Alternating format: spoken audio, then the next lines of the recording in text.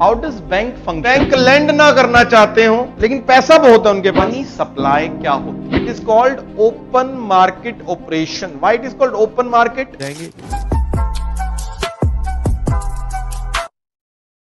Any doubt in the previous class? एक बार revise कराता हूं मैं कल की क्लास को, ठीक है? देखो बच्चों, हमने we have understood a problem by the name, उसका नाम है इन्फ्लेशन। पॉइंट है, प्रॉब्लम तो समझ में आ गई, सॉल्यूशन क्या हो? What should be the solution? We have lot of government policies, but for the short run we use monetary policy. कौन सी पॉलिसी यूज करते हैं हम? Monetary policy.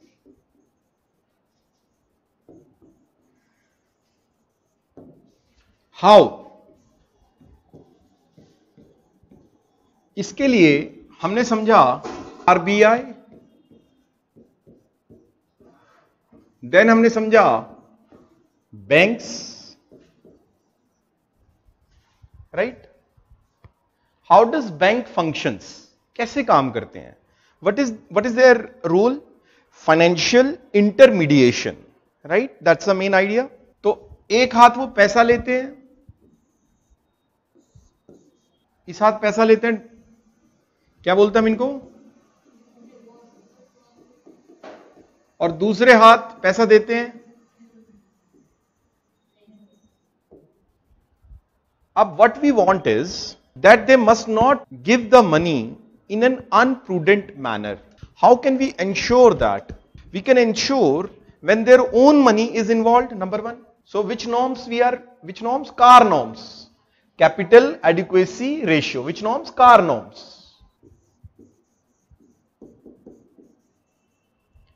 And also they must have sufficient reserves with them in case of contingency. Yes or no?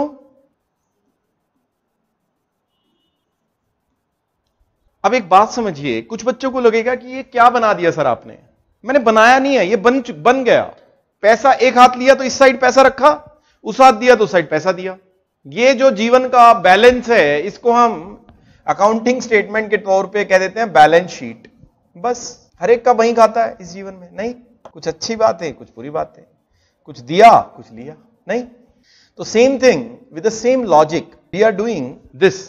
तो Suvansha, you were having a doubt about balance sheet. You need not remember this word balance sheet, but what you need to remember is the logic. पैसा लेके आई थी madam, पैसा land कर दिया, उसकी safety के लिए हमने नॉर्म्स बना दी। Yes or no?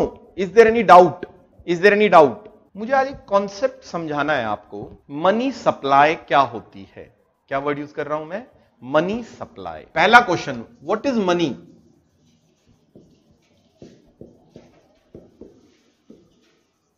मनी क्या है? अरे very good word.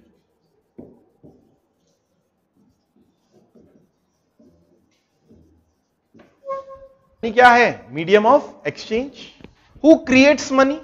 Who creates or how money is created?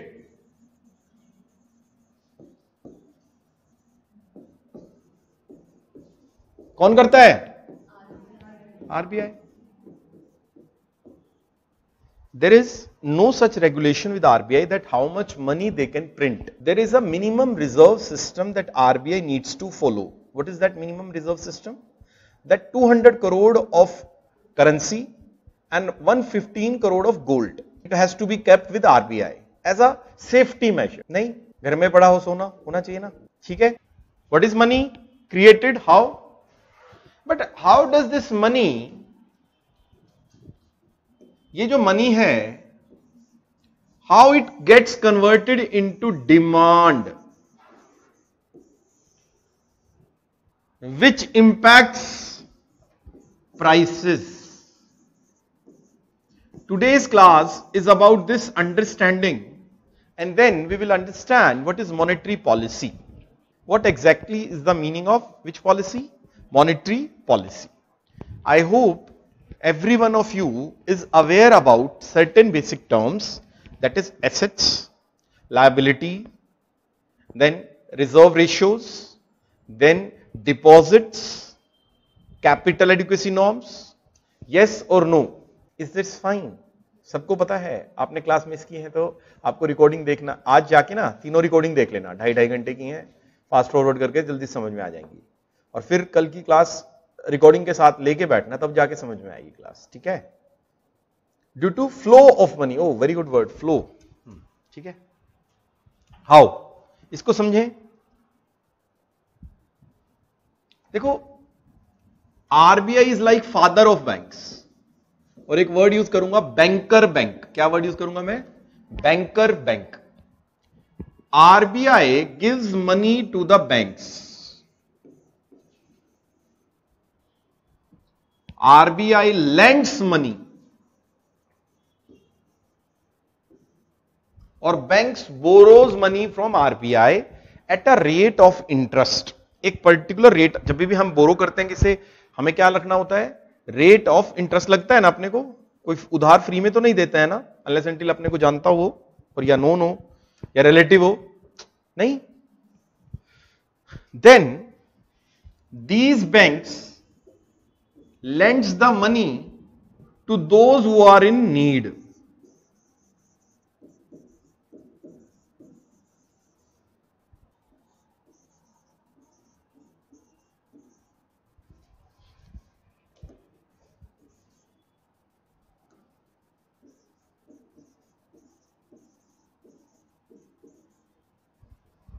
Right? Right? Bank also gets the money from the depositor.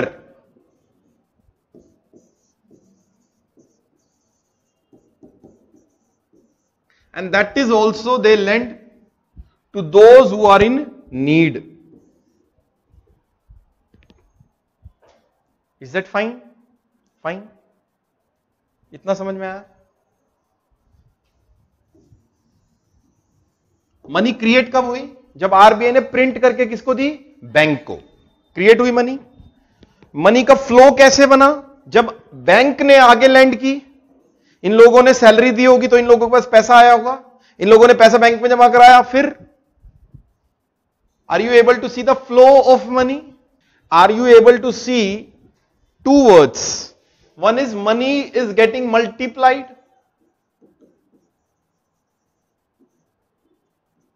Are you able to see the word multiplier effect? मैंने explain किया है, lender of last resort और bankers bank. Lender of the last resort is used for which whom?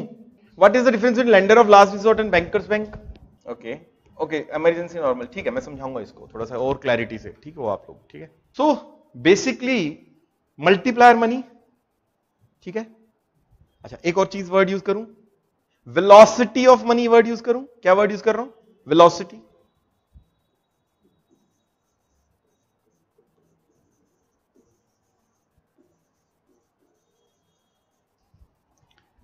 ठीक है, मैं आपको दो situation देता हूं, 2 केसेस देता हूं, दोनों में बताना किसमें वेलोसिटी ज्यादा है मनी की, ठीक है। इमेजिन करो मेरे पास 1 लाख रुपए आता है और मैंने तुरंत जाके आईफोन की दुकान पे जाके आईफोन खरीद दिया। आईफोन वाले भैया ने तुरंत ऑनलाइन कुछ क्लोथ्स मंगा लिए 1 लाख के, तुरंत ऑनलाइन जो सेलर था उसने तुरंत कोई और फूड आइटम्स और कार वार जो भी परचेज करनी थी कर ली। Within second it is happening. This is one case. Second case, मेरे पास 1 लाख रुपए आया, मैंने कुछ दिन अपने घर रखा, नहीं पैसा नहीं वेस्ट करते, फिर मैंने वो पैसा गया, मैं कोई फोन लेके आया, कहीं बैंक में जमा करा दिया। Bank is also very cautious to lend, तो इट टेक्स मंथ जब वो पैसा एक्चुअल इकोनॉमी के फ्लो में आया। तो velocity of money is higher in first case और सेकेंड केस। अगर मैं बोलूं एक line, velocity of money is higher in USA as compared to India, would that statement be correct or wrong? Correct. Why? Because in USA people spends a lot. Their GDP, 90% of their GDP comes from the consumption of people. So whatever they earn, they spend. Earn for 5 days, spend on the next weekends. Like this is how they live. But in India, though the trend has changed, the youth have developed the habits of consuming, but still we save नहीं करते, हमारी habit नहीं है save करने की, reuse करने की habit है ना, हमारी टेंडेंसी नहीं है ये, नहीं? Okay, see it is not a matter of population, it is a matter of, my question is velocity of money, not the volume of money, right? Velocity of money is always high in our economy. Why? In US economy, why? They spend, they frequently, they don't keep cash or reserves. But for us, it is a habit. You have been taught saving for the bad times. Why? Because there is no social security. And in fact, life in India is very uncertain. You know, I was in Pune and I met a guy. I felt very, it was a very heartfelt moment for me. You know why? That guy, I used to go in a dosa, podu idli. They're small idli and they're desi ghee and it's very tasty.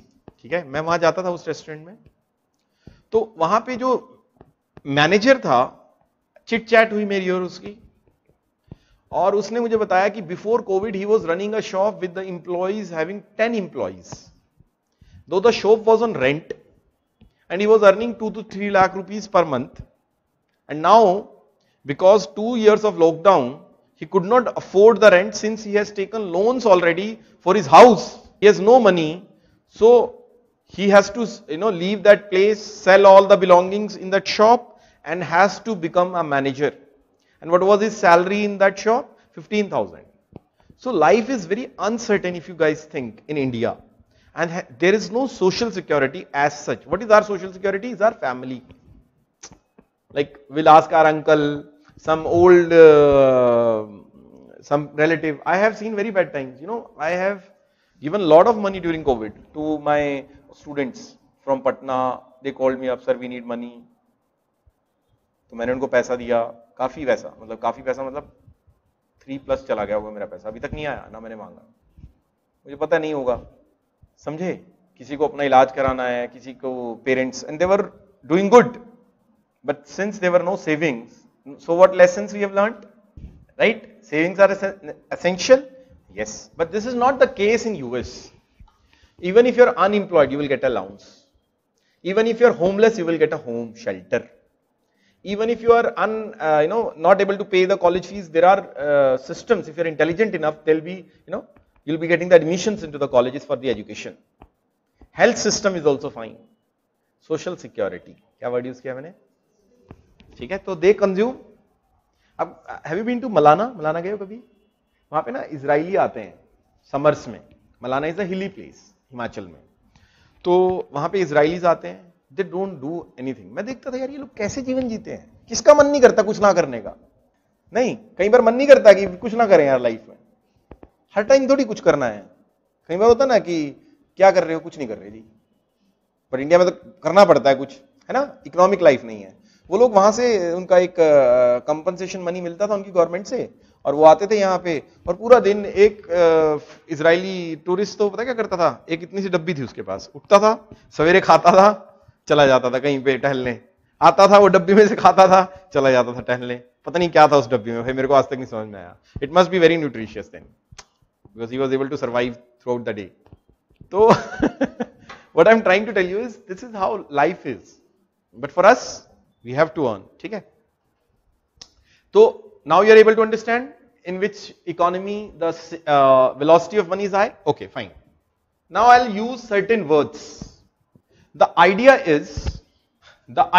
is these people should not spend money. Why? Case number 1,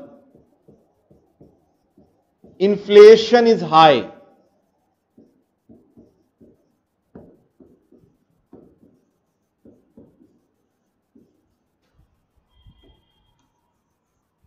What should be your goal as an economist? What you will do? The prices of things are increasing because more people are demanding those products. What would be your goal so that the prices of these things won't rise? What should be your goal? Reduce the money supply. How will you do? You are RBI. Think like this. Whenever RBI is lending the money to the banks, they are charging around 5% rate, let us suppose. if they increase this 5% to 6%,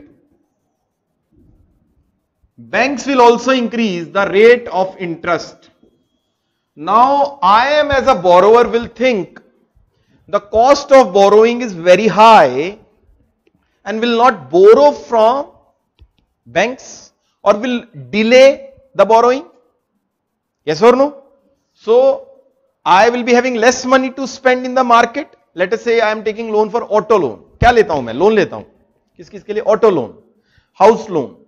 auto नहीं खरीदूंगा तो लोहे का काम बंद, house नहीं खरीदूंगा तो cement के prices down, labour जो वहां थी उनके पास पैसा कम आएगा, जो हाउसिंग में इंप्लॉयमेंट थी वो कम हो जाएगी. तो कहीं ना कहीं डिमांड रिड्यूस होगी कि नहीं होगी?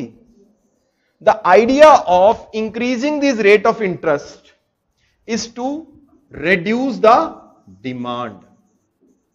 Simple. How? So that people have less money to spend. Yes or no?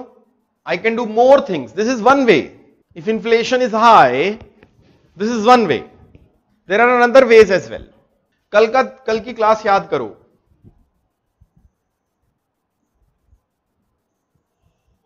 Bank के पास 100 CR आए, बैंक को रिजर्व रखना है 25%, तो यानी 25 CR तो रखना है रिजर्व. लैंड कितना करना है मार्केट में? मैक्सिमम लैंडिंग कितनी हो सकती है? 75. Suppose me as an RBI increase the reserve requirement, increase this reserve requirement from 35%, 25 to 35. So it will become 35. It will become 10 crore money supply will be less in the economy. Demand will be less for how much amount? 10 crore. See, in our economy, it is coming into 0.10 increase in the rate of interest leads to 50,000 crore of swiping of money. कितना? 50,000 crore swipe हो जाता है. 50 is a very big amount. I think increasing the production might also help. You are correct. Increasing the production is supply side measure. But in the short run, you cannot increase the production because that will take around 3 to 6 to 1 year time to increase the production of goods and services. Yes or no? Suppose some 100 students came in KSG and they wanted a batch. KSG has to hire teachers for it, staff for it, place for it. Don't you think it will take time? तो production तो time लगेगा ना सुवांशा. Production side methods मत देखिए, आप demand side methods देखिए. Suvansha and Priya, both of them are talking about increasing the supply.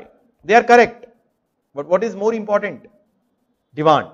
Why we are catering towards demand? Because we can cater only to demand in the short run, but in the long run, yes, we can increase supply. That is, government does that, right? Right? Example दूं, अभी आपको पता है कि rice के prices पूरे world over, rice की production subdued है. इसकी वजह से गवर्नमेंट ने राइस के एक्सपोर्ट पे बैन लगा दिया है. क्यों लगाया एक्सपोर्ट पे बैन? ताकि इंडिया में क्या हो जाए? सप्लाई, प्राइस रिड्यूस हो जाएंगे ना इंडिया में.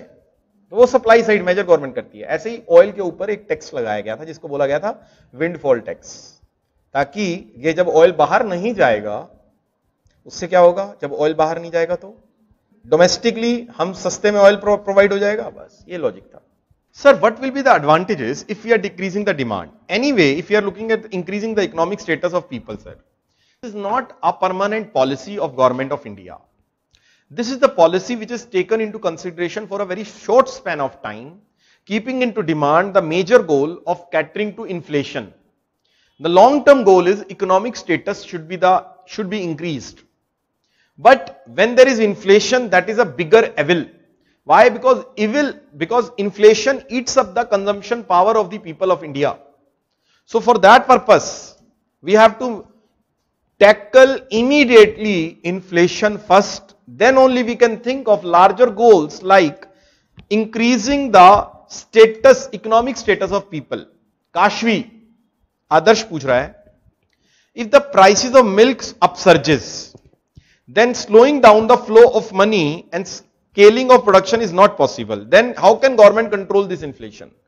That's a great dilemma, Adarsh, you have given. Because in case of essential products, Because in case of essential products, even if the prices became very high, people will consume them. Okay, so yes, this policy won't work. नहीं काम करेगी. भाई मेरे पास कोई, आप लोग मुझे इस तरीके से मत सोचिए कि मैं कोई एक छड़ी घुमा रहा हूं और मैं हर प्रॉब्लम का इलाज इस सॉल्यूशन में है. No, this is just one solution to tackle a problem. So if the prices of milk is rising, yes, monetary policy won't work at the tackling the increase in the prices of milks. Okay, Suvansha, increase in taxation can reduce income. Yes, increase in taxation can reduce income, but for that you have to wait for next year. हर साल budget में tax increase कर सकते हो ना आप, ये तो law है. Lending at higher rate of interest, this is, now you have understood. Earlier we were lending at 5%, now we are ending at 6%. Who was lending? RBI. Is that fine? ये तो कॉमन सेंस हुई ना, कि आपको mummy ने देखा कि ये मेरा जो बच्चा है ना, इसको जब मैं 200 रुपए देती हूं तो इधर उधर कभी गोलगप्पे खा रहा है, कभी पेट जो खराब कर देता है वो चीजें खा रहा है. अब क्या करेगी मम्मी? मम्मी चाहती है कि ये सब जो ये चीजें हैं ना खाए, तो आपको 200 रुपए देना बंद कर देगी ना भाई, या कंडीशंस लगा देगी 200 रुपए पे. As simple as that. Same चीज mother, M for monetary policy, M for mother. Let us learn like this. Like mother give money to their children, RBI gives money to the banks. If it increases the rate of interest, bank will find कि पैसा तो भाई महंगा हो गया लेना, आगे bank भी आगे चार्ज कर देगा, क्योंकि बैंक तो क्या है, मिडलमैन है, उसके पास अपना पैसा तो है नहीं. दूसरा amount, if bank reduces, RBI increases the reserve limits, bank will have less money to lend, again money supply will reduce. yes or no, समझ में आया आपको पक्का से? ठीक है, लिखें इसको. बहुत सिंपल समझाया मैंने, मुझे नहीं लगता कि इससे सिंपल कोई समझा सकता है, या इससे सिंपल कोई डेफिनेशन बनती है. This is the most simplest way of understanding.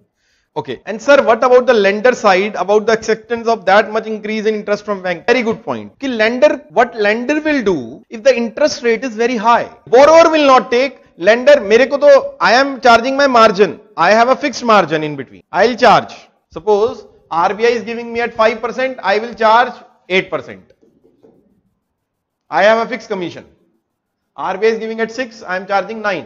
इसी को बोलते हैं ना floating rate of interest. Have you ever taken loan? If you ever taken loan, अरे फैमिली में लिया होगा किसी ने, नहीं लेते हैं क्या कोई फैमिली में, देते हैं लोन. तो if you have ever taken loan, you must have find out the word floating rate of interest. क्या वर्ड है? फ्लोटिंग. फ्लोटिंग मीन्स कि it is flowing with the government policy. Floating का मतलब ये नहीं होता कि नाव में बैठ के आएगा मैनेजर पैसे देने, लो काम हो गया. लिखो टूल्स, ये चार्ट बनाना है, ठीक है.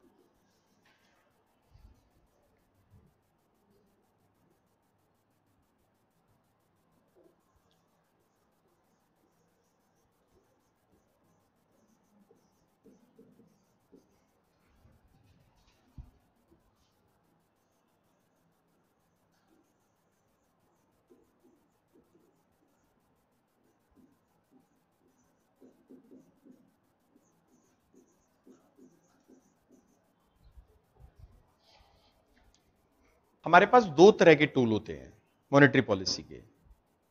One is quantitative and other is qualitative. Quantitative word से ही पता लग रहा है, quantum. When we are controlling the amount of money, amount वो कौन सा कंट्रोल होता है? Quantitative. I will explain them. And second is when I am influencing the direction of money, that is which control? Qualitative.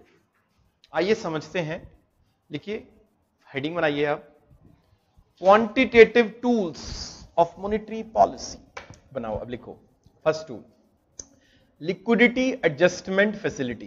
कुछ नहीं है ये, बताता हूं। Liquidity adjustment facility, liquidity adjustment facility.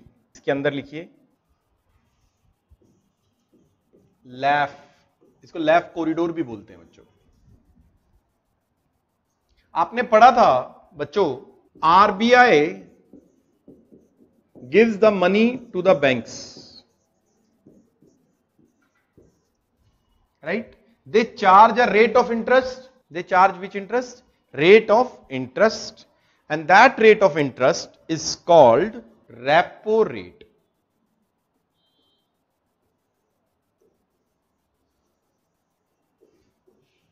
ये पढ़ा है आप लोगों ने? फुल फॉर्म कैसे वर्क करता है ये भी पता है? द रेट एट विच, इसका नाम है बच्चों और कुछ फर्क नहीं है। द रेट एट विच मतलब रेट ऑफ इंटरेस्ट, जो हम कहते हैं ना ब्याज क्या लगा, तो आरबीआई जो ब्याज चार्ज करता है बैंक से उसको हम क्या कहते हैं? Repo rate. अब इसके बारे में जानना है, थोड़ा सा डिटेल में करें, इसको डीप में जाके करें। इतना समझ में आ गया? ये रेट मान लो 5% है फर्स्ट केस, और सेकंड केस में ये रेट कितना हो गया? 6%। कितना हो गया रेट? 6%। रेट इंक्रीज हुआ है, आरबीआई ने बैंक्स को महंगा चार्ज किया, तो बैंक्स आगे कस्टमर को भी महंगा चार्ज करेगा ना। तो बहुत सारे कस्टमर सोचेंगे ना कि नहीं यार अभी नहीं लेता, अभी तो चीजें महंगी हैं, फिर ले लूंगा। हम सोचते नहीं है ऐसा आम आदमी, तो customers will think like this. So if this rate is increased, so customer will delay their consumption, so demand will be delayed, which means that it will impact, किसको इंपैक्ट करेगी? Money supply, and that will reduce inflation. ये काम कैसे करता है? ये एक फिल्मी स्टोरी की तरह काम करता है। पता कैसे? आपने कभी देखा है मिथुन मूवी देखी है पुरानी? कभी उसका स्टोरी लाइन क्या होता था? पुरानी मूवी में जो एक्टर होता था ना गांव में, है ना, मिथुन जो है वो गांव के जमींदार से, गरीब किसान गांव के जमींदार से जब पैसा लेने जाता था ना, तो उससे वो कोई चीज गिरवी रखवा लेता था, जिसको आप कोलेट्रल की भाषा कहते हो। जैसे क्या गिरवी रखवा लेता था? जमीन, या गहने, बीवी के गहने, मंगलसूत्र सोने की कोई भी चीज गिरवी रखवा लेता था एज अ कोलेट्रल सिक्योरिटी। क्या मतलब? अगर तू भाई फेल हो गया पैसे चुकाने में, तो ये मैं क्या कर लूंगा? जब्त कर लूंगा। I will forfeit it. Is it fine? होता था पुराने टाइम में। अब यहां पे भी यही होगा। बैंक जो है जब लोन लेने जाएगा आरबीआई से, तो आरबीआई क्या बोलेगा? इसको पैसा तो दे देगा, लेकिन बैंक को क्या रखना पड़ेगा इसके पास? कोलेट्रल, गिरवी रखना पड़ेगा। सोना, गवर्नमेंट सिक्योरिटीज, कुछ ना कुछ गिरवी रख के ही इसको पैसा मिलेगा। मान लो 100 रुपए का लोन लेने जाता है ये। कितने रुपए का बच्चों? 100 रुपए का। तो इसको जो भी रेट ऑफ इंटरेस्ट है, मान लो रेट ऑफ इंटरेस्ट 5% है, तो इसको 105 रुपए की क्या रखनी पड़ेगी? सिक्योरिटीज। और जब वो लोन चुका देगा तो वापस उसको 105, लोन क्या चुकाया उसने? उसने तो अपनी सिक्योरिटीज वापस खरीदी। और अब नाम पढ़ो इसका, क्या रेट है? रेट को क्या बोलते हैं? कौन सा रेट है? अरे कौन सा रेट है? बोलेंगे मुंह से, कौन सा रेट है ये? Repo rate. कौन सा रेट है? Repo rate. तो ये रेट कौन सा है? Repo rate. इसकी फुल फॉर्म पता क्या है? Repurchase obligation. When I was hired now, so I was asked this question on repo function in my MBA days. उन्होंने पूछा था कि अगर is it necessary for the banks to borrow under repo? मैंने कहा no, only if the market interest rate is high then only banks will borrow from repo rate. कि market में 7% मिल रहा है, आरबीआई 6% ले रहा है, तो आरबीआई से वो 6% पे लेंगे। तो दे लाइक्ड इट वेरी मच, क्योंकि लॉजिक था ना इस बात में। आरबीआई जो है बैंकों का सरदार है, और बैंक उसके पास पैसा मांगने जब जाते हैं तो आरबीआई उनसे कुछ गिरवी रखवाता है। 100 रुपए का अगर लोन लेते हैं और ब्याज कितने रुपए का मैडम? 5 रुपए का, 5% का, तो कितना पैसा वापस देना है? 105। अरे इतना तो समझ में आ रहा है। 105 रुपए की वो पहले ही सिक्योरिटी रखवा लेता है अपने पास। कितने रुपए की? 105। तो बैंक बेसिकली जब पैसा चुकाता है तो वापसी में क्या खरीदता है? कितने रुपए की, कितना पैसा चुकाएगा बैंक? 105। और बैंक क्या करेगा अपनी सिक्योरिटीज को? रीपरचेज। मैंने आपके पास सोना रख दिया, मैंने 100 रुपए लिए, मैंने दोबारा आपसे 100 रुपए ले लिए। 100 आप कब दोगे मेरे को मेरा सोना? जब मैं आपको पैसा पूरा चुकाऊंगा। तो एक तरीके से मैं अपना सोना रीपरचेज ही तो कर रहा हूं। It is called repurchase obligation. Why it is an obligation? Otherwise I will not gate my security. Securities में गोल्ड और गवर्नमेंट सिक्योरिटीज रखी जाती हैं। What is government security? Bharat सरकार भी कंगली है ना? और मैंने भारत सरकार को लोन दे दिया एज अ बैंक, ठीक है, और मेरे पास भारत सरकार का एक लिखित पत्र आ जाएगा कि इस बैंक ने मेरे को इतना पैसा दिया हुआ, एक तरीके से मेरा एसेट है वो, उसको क्या बोलते हैं हम? Government security. बस उसको मैं गिरवी रख देता हूं। समझ में आया? अभी हम इसमें कर रहे हैं, इसमें हमने एक किया है, कौन सी रेशियो? रेपो। क्या नाम है इसका? रेपो। किस बात की डिफिकल्टी है? अब आपको आज ये भी समझ में आ गया इसको क्या बोलते हैं हम? Repurchase obligation. ये भी मार्केट है, जो ये सिक्योरिटीज की मार्केट है, इसको बोलते हैं डेट मार्केट। और ये ट्रेड होती है मनी मार्केट के अंदर, ठीक है, और इसमें भी ट्रेडिंग होती है। इसमें 0.001 उसका भी बहुत करोड़ों में फायदा होता है। आप नहीं करते होंगे, ये बिग फंड हाउसेस करते हैं, जिनके पास 1000-2000 करोड़ होता है। Big fund houses, it's a big money, it's a big thing, ठीक है। क्या कभी एक और सिचुएशन आ सकती है कि बैंकों के पास खूब सारा पैसा है, पैसा बहुत है बैंकों के पास, क्या ऐसा हो सकता है कि वो आरबीआई के पास अपना पैसा जमा करा दें? वो आम आदमी को नहीं देना चाहते। क्यों? इतने फ्रॉड हो गए, कोविड आ गया, मैं क्या करूं? देखो भाई, पैसा मेरे पास है, there is a cost attach with the money. अगर मैं उस पैसे को यूज ना करूं तो there is an opportunity cost कि वो पैसा वेस्ट हो रहा है मेरा, है ना? तो या तो मैं लोगों को लेंड कर दूं या मैं बैंक के पास रख दूं। सेफ कहां है? अगर मेरे को सेफ्टी तलाशनी है, आरबीआई के पास। लोग तो आपको पता है, ये कोविड चल रहा है, या 2-3 फ्रॉड हो गए, इस तरह के फ्रॉड हो गए जो बहुत बड़ा लॉस हो गया मेरे को। Is there any difference between repo rate and rate of interest at the banks? Yes, repo rate is charged by RBI and rate of interest is charged by banks. So banks will charge their commission along with repo. इसको बोलते हैं base rate, सुना होगा आपने। But sir, won't the government security taken as a loan will be a liability? मैंने government security loan नहीं ली है, government ने लोन लिया है। मैंने गवर्नमेंट को पैसा दिया तो लाइबिलिटी तो गवर्नमेंट की हुआ ना, मेरे लिए तो वो एसेट है। सुवंशा कल समझाया था, जिस चीज को पैसा देके कुछ वापसी मिलता है वो एसेट हो जाता है, और जिस चीज को समय समय पे कुछ देना पड़ता है वो लायबिलिटी हो जाता है। गवर्नमेंट ने मेरे से लोन ले लिया, आरबीआई ने बैंक को जिस रेट पे लोन दिया उसको बोलते हैं रेपो। बैंक्स ने आगे कस्टमर को जिस रेट पे लोन दिया वो होता है रेट ऑफ इंटरेस्ट।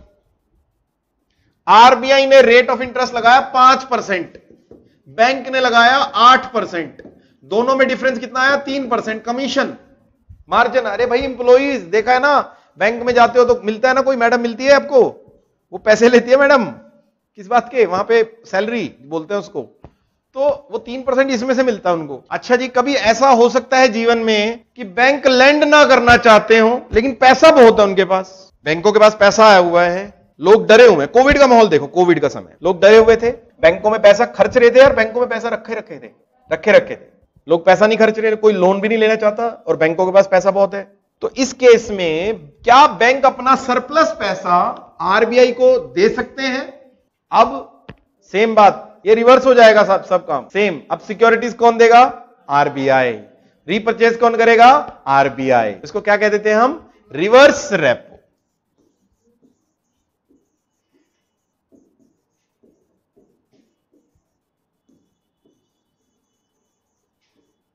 इसको बोलते हैं रिवर्स रेपो रेट। क्या बोलते हैं बच्चों? Reverse repo rate. Okay, I believe you.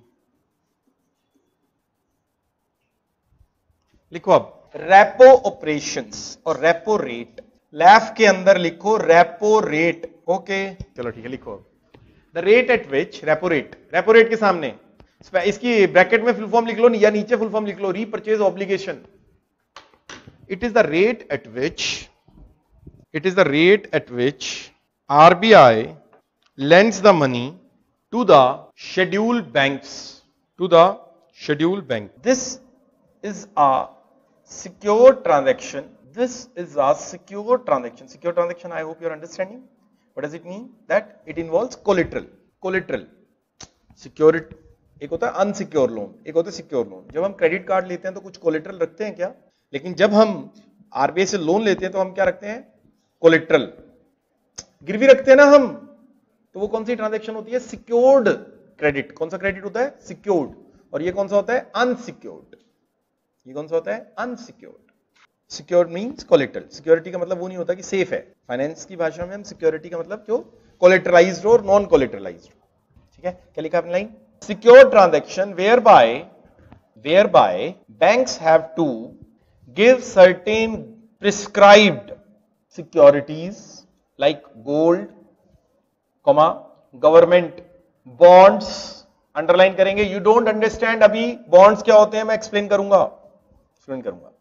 अभी कुछ नहीं पता आपको। गवर्नमेंट बॉन्ड्स पता है आपको? कभी काम किया है?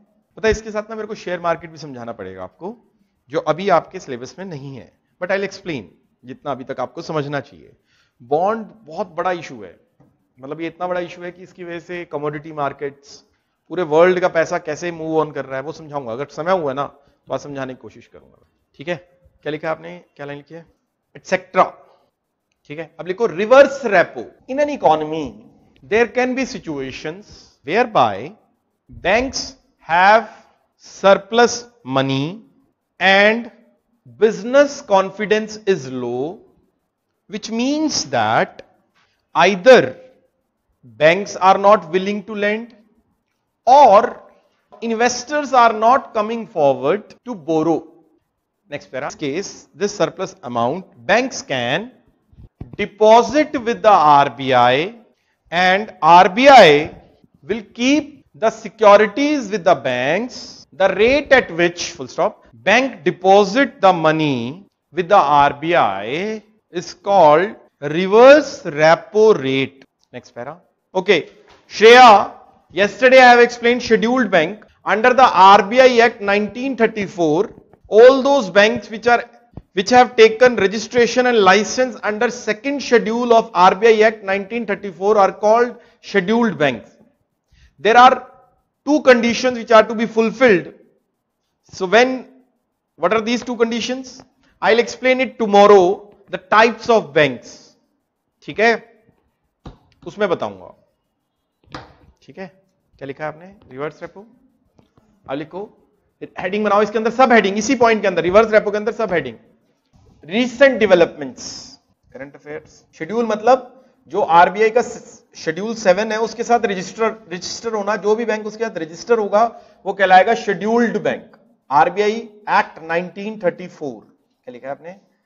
रिसेंट डेवलपमेंट्स लिखो इसमें।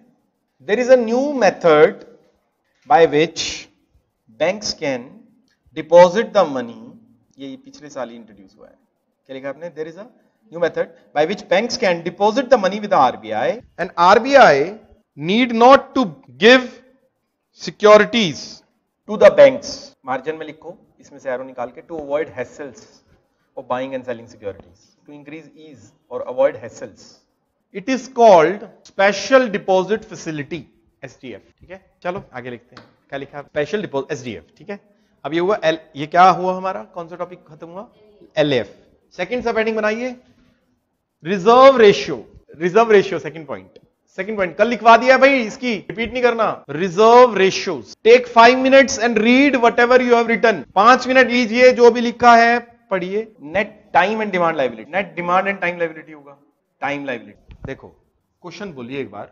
ये बैलेंस शीट, कुछ नहीं है बैलेंस शीट, वर्ड ही गंदा है बस। ये बैलेंस शीट किसी को लग रहा है ना कि ये कॉमर्स वालों को ज्यादा क्विकली आ रहा है। ये टी बनाना आता है, टी। ठीक, इस हाथ पैसा लिया बैंक ने,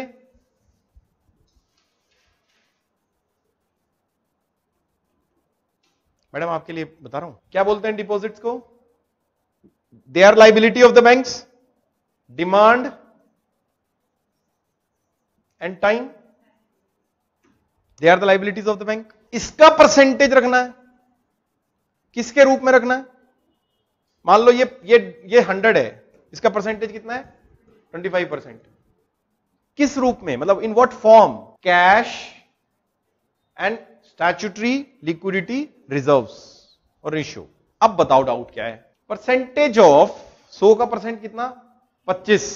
क्या है? दीज आर, ये क्या है? लायबिलिटी नहीं, लायबिलिटी। इसका परसेंटेज रखा है हमने वहां पे, तो ये तो लायबिलिटी है ना हमारी।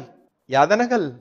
आरबीआई क्यों बोरो करेगा? हाँ, आरबीआई कर सकता है जब RBI wants to reduce inflation, तब आरबीआई करना चाहेगा बोरो, उनका पैसा फोर्स। अब लिखिए, ठीक है, application of the above tools, heading बनाइए, या एक और लिख लो, ओपन मार्केट ऑपरेशंस।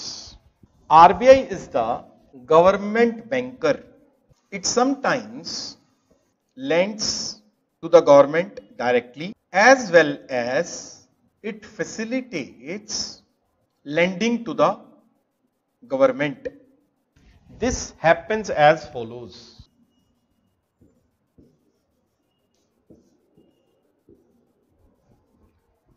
आरबीआई जो है, देखो समझ, आरबीआई जो है गवर्नमेंट का क्या है? बैंकर है। तो आरबीआई बैंक्स को बोलेगा,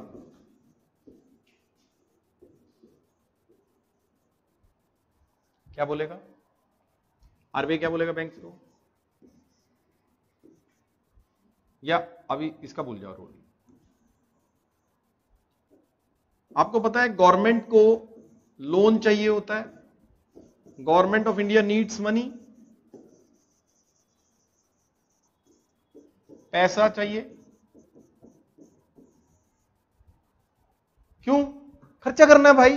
तरीके तो बहुत सारे हैं। एक तरीका तो ये है कि भाई टैक्स बढ़ा दो, बट उसकी भी तो लिमिट है ना, आखिरी में तो उधारी मांगना पड़ेगा फिर। तो उधार कौन देता है उसको?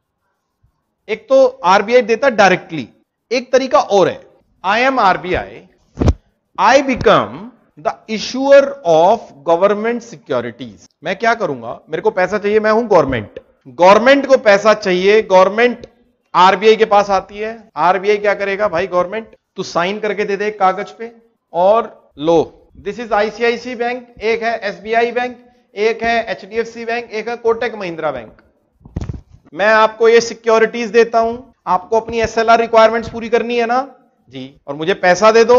मैंने मार्केट में जो फ्लो ऑफ मनी था, इसके अलावा जब भी मेरे को लगता है कि बैंक्स के पास तो आजकल खूब पैसा हो गया भाई, तो क्यों ना मैं इनको सिक्योरिटीज इशू कर दूं और इनसे पैसा ले लूं, और ये पैसा किसको दे दूं? Government. Can this happen? Yes, this happens through, it is called open market operation. Why it is called open market? देखो, अभी तक जो रिलेशन था आरबीआई का बैंक्स के साथ था, बट जब गवर्नमेंट जब मार्केट के अंदर जा रहे हैं तो उसमें फाइनेंशियल इंस्टीट्यूशंस भी हैं, उसमें म्यूचुअल फंड्स भी हैं, तो सब लोगों का पैसा है, तो बैंक किसी को, आरबीआई किसी को भी सिक्योरिटीज इशू कर सकती। What is security? कागज का टुकड़ा, मैंने टुकड़ा दिया, पैसा लिया। क्यों? मैं तो गवर्नमेंट हूं ना। It is a promissory note, government ने प्रॉमिस किया, उस कागज पे हस्ताक्षर करके दे दिया, बस। सिंपल है, आसान है ना। और इस दौरान क्या हुआ? जब पैसा दिया, उससे क्या हुआ? मनी सप्लाई रिड्यूस हो गई। आइए लिख लिया, आपने क्या लिखा है? फॉलोज लिखिए, RBI facilitates government borrowing bye issuing securities और बाइंग सिक्योरिटीज, इशूइंग और सेलिंग सिक्योरिटीज, एक ही बात है, on behalf of government of India. ठीक है, अब हेडिंग बनाइए, application of these tools for monetary policy. Application of these tools for monetary policy.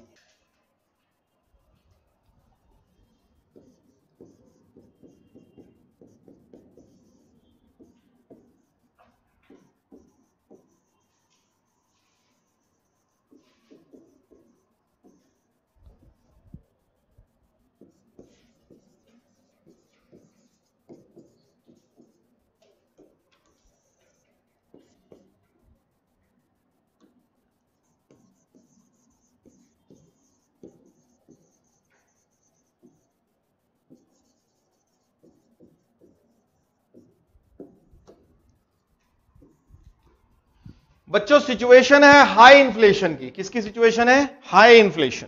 Repo reverse repo rate, आप आरबीआई हो तो आप क्या करोगे? रेपो रिवर्स रेपो रेट को कम करोगे या ज्यादा करोगे? तो हाई लिक्विडिटी एडजस्टमेंट फैसिलिटी क्या है? When I M increasing the repo rate and reverse repo rate, is that a good strategy? क्या करना चाहिए? If inflation is high, what you should do? You should increase both the rates. What will happen in this case? First case, repo rate में क्या होगा कि banks को पैसा महंगा मिलेगा और आगे बैंक भी रेट ऑफ इंटरेस्ट बढ़ा देंगे और बायर्स कम होंगे.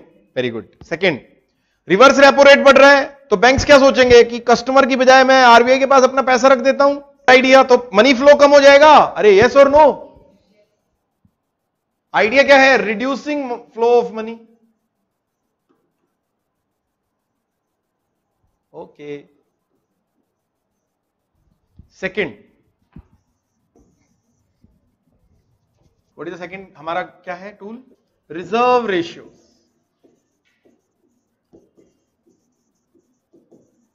सिचुएशन क्या है? High inflation. What we should do? We should increase the reserve ratio, decrease the reserve ratio? Increase the reserve ratio. Third क्या है? Open market operation. Government, inflation is high, RBI को government securities should be sold और should be bought. देखो, sold और bought. Everyone, I should sell government security और I should buy. देखो, मैं कागज लेके आया, गवर्नमेंट का कागज मेरे हाथ में है और मैंने कागज दिया और पैसा लिया. और अगर मैं, इनके पास कागज पहले से ही है, लो कागज और पैसा लो. इनके पास पैसा कम करना है मेरे को, ज्यादा कम, तो मेरे को सिक्योरिटी सेल करनी पड़ेगी. इनको कागज देना पड़ेगा ना, पैसा लेना पड़ेगा. Selling government securities. सेलिंग. जल्दबाजी कैसी? Complexity in the brain. जब आपके पास धीरे धीरे सोचने की क्षमता बढ़ेगी ना, तो आप कॉम्प्लेक्स फंक्शंस आप सोच पाओगे ज्यादा रियल टाइम में. आप लोगों को, जब भी तो मैं कहता हूं ना, बुक्स पढ़नी चाहिए, कॉम्प्लेक्स चीजें पढ़नी चाहिए. जितनी कॉम्प्लेक्सिटी अब तुम सीखोगे उतना तुम्हारे ब्रेन की फंक्शनिंग पावर बढ़ेगी. यार मेरे टाइम में ये सब चीजें नहीं बताता था कोई. ये सब चीजें in hindsight when I recollect my experiences ना, then I am able to analyse it. Otherwise analytical power बनती है कॉम्प्लेक्स चीजें करने से. इजी चीजें नहीं करने से, कॉम्प्लेक्स चीजें करो. कॉम्प्लेक्स चीजें क्या? Read different genres of books, watch different genres of movie, meet different kind of personality, do different tasks, take responsibilities. तो आपकी कॉम्प्लेक्सिटी बढ़ेगी तो आप रियल टाइम में प्रोसेस कर पाओगे जी, बिना किसी के एक्सप्लेन किए हो. सेल्फ स्टडी करो. सेल्फ स्टडी से भी कॉम्प्लेक्स चीजें आप अपने आप हल करने की कोशिश करते हो ना, समझे? ठीक है जी. It must be sold. Very good. उल्टा होगा अगर इन्फ्लेशन लो है. अच्छा, अगर उल्टा गोल क्या है? अगर गवर्नमेंट को ग्रोथ बढ़ानी है. क्या बढ़ानी है बच्चे? Growth. Increasing the flow of money. अरे आइडिया क्या है? Increasing the flow of money और reducing the flow of money? Increasing the flow of money.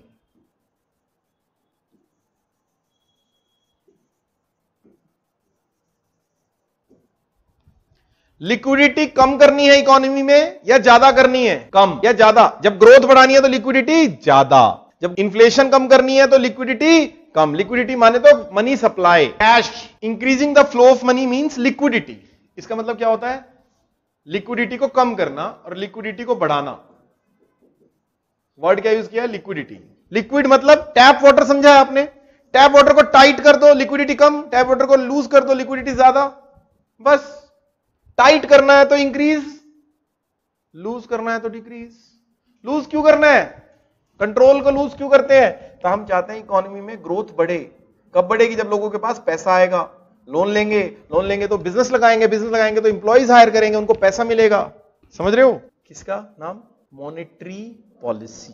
Application लिखो, ये डायग्राम बना लो. इधर लिखो टूल, इधर लिखो situation during high inflation. 3 column बना लो ना. High inflation means reducing liquidity. High inflation में क्या करना है? अपना सॉल्यूशन क्या है? What is the solution guys for reducing और for high inflation? Reducing the liquidity and for increasing the growth. एक क्वेश्चन आया है क्लास में बच्चों, वेरी गुड क्वेश्चन क्लास में, कि why repo is always and will always to eternity higher than is, was and will be higher than reverse repo. Why sir? Why? है ना? Imagine करो, उल्टा कर देते हैं इसको। इमेजिन करते हैं कि reverse repo is higher and repo is lower. Imagine करें एक सिचुएशन, सपोज करते हैं मैं बैंक के पास गया, आरबीआई के पास, आरबीआई मुझे जो लोन देता है रेपो, मैं एक रिवर्स सिनेरियो आपको दे रहा हूं जिसमें रेपो कम है और रिवर्स रेपो ज्यादा है। आरबीआई मुझे लोन देता है 4% पे। कितने परसेंट पे बच्चों? 4%। और जब मैं आरबीआई के पास डिपॉजिट करने जाता हूं तो मुझे लोन मिलता है, मेरे को रिटर्न मिलता है 5%। Is it fine? मैं पता क्या करूंगा, मैं आरबीआई से लोन लूंगा और आरबीआई के पास रख दूंगा, घर बैठे पैसे कमाए, कुछ करना ही नहीं है अपने को। आर्बिट्राज, नहीं समझे आप बात? I need not to do anything, but I will do is I will borrow from the RBI and I will keep the money with the bank, RBI itself. It is similar case why the deposit rate is lower than the lending borrowing rate. जब आप bank में पैसा जमा कराने जाते हो तो कितना मिलता है आपको? मैक्सिमम 6%। मैक्सिमम लोन लेने जाते हो तो मिलता है आपको 8%, 10%, 12%, whatever the need is. Why? आप क्या करोगे? अदरवाइज अगर आपको डिपॉजिट ज्यादा मिलेगा तो बैंक से लोन लोगे और बैंक में जमा करा दो, घर बैठे अपने को करना ही नहीं है कुछ। नहीं तो प्रैक्टिकली ये क्या है? पॉसिबल है? इम्पॉसिबल? इम्पॉसिबल। ठीक है ना? Qualitative tool of monetary policy are used to channelise the flow of money in the desired direction in the economy and also to fulfill monetary policy goal. These are as follows. Number 1, rationing of credit. In this, RBI can fix a ceiling amount on loans and advances in various categories which the banks cannot exceed. For example, priority sector lending. Very good. Yes. NABARD के पास चला जाता है RIDF या यूआईडीएफ में, और वो lock in period होता है, उसमें 3.5% का रेट ऑफ इंटरेस्ट मिलता है। What is reverse repo rate? अगर वो आरबीआई के पास डिपॉजिट करते तो कितना पैसा मिलता? 4.75, है ना? और वहां पे कितना मिल रहा है? 3.5। तो बैंक को नुकसान हो गया ना, अपॉर्चुनिटी कॉस्ट ऑफ कैपिटल कम पैसा मिल रहा है ना, उनका नुकसान हो गया ना उनको। नहीं समझ में नहीं आ रही बात? उनको पेनलाइज करना है ना, इशू वो है। और भी छोटी छोटी सी बातें, जैसे इसमें एक एमएसएफ होता है, मार्जिनल स्टैंडिंग फैसिलिटी। मैंने नहीं एक्सप्लेन किया बिकॉज कर सकता था, ऐसा नहीं था, बट नॉर्मल कोर्स में वो यूज नहीं होता है टूल। वो बेसिकली क्या होता है, जिसमें हम सिक्योरिटीज गिरवी रखते हैं। कौन सी सिक्योरिटीज होती हैं? वो जो बैंक्स के एसेट्स होते हैं अदर, मगर एमएसएफ में हम एसएलआर भी गिरवी रख सकते हैं, कोलेट्रल बस, लेकिन उसका रेट ऑफ इंटरेस्ट ज्यादा हो जाता है, और वो स्पेशल टाइम पे ही एक लिमिट होती है उसकी बोरो करने की। What is the time limit for borrowing? Maximum 14 days. Repo, how much time, for how much time you can borrow? 1 day, 2 days, 7 day, 14 days. But during Covid RBI ने 2 years की भी repo निकाली थी। कितने साल की? 2 साल की। लॉन्ग टर्म रेपो बोलते हैं उसको। क्या बोलते हैं? लेकिन उसकी नॉर्म्स थे। अगर कोई बैंक लॉन्ग टर्म रेपो के अंडर बोरो करेगा ना, उसको वो बोरोड पैसा देना पड़ेगा कुछ एनबीएफसी को, जैसे बजाज फाइनेंस, जैसे मथूट, मन्नापुरम, ताकि, क्योंकि इन लोगों को सबसे ज्यादा रिस्की लोगों को दिया हुआ था। कोविड में सब लोग डूब गए, कोविड में बिजनेस बंद हो गया, तो बोरोवर पैसा देने से मना कर देगा ना भाई। और 3 महीने का मॉरेटोरियम था, ये रिमेंबर? 3 मंथ्स का मॉरेटोरियम था। नहीं, आपने कोई लोन लिया हुआ ना, तो 3 महीने तक आपको एक एग्जम्पशन मिल रहा था कोविड के दौरान, लॉकडाउन जिस पीरियड के दौरान। ठीक है भाई, let's call it a day. कोई डाउट नहीं है? ठीक है भाई, online let's call it a day. Thank you so much.